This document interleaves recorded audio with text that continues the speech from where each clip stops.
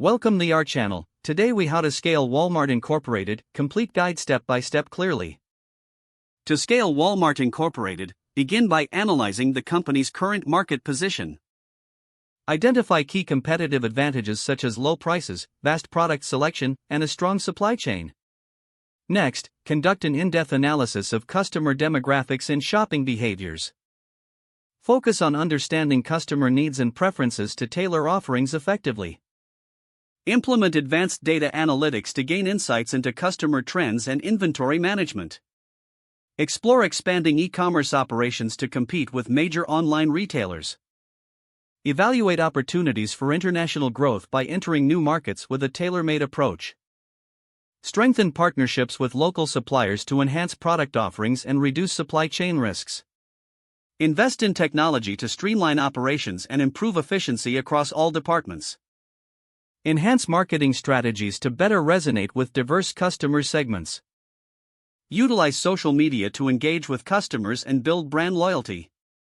Focus on sustainability initiatives. Continuously monitor competitor strategies to stay ahead in the market.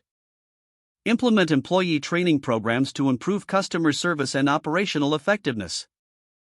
Measure performance using key performance indicators to assess growth and make necessary adjustments.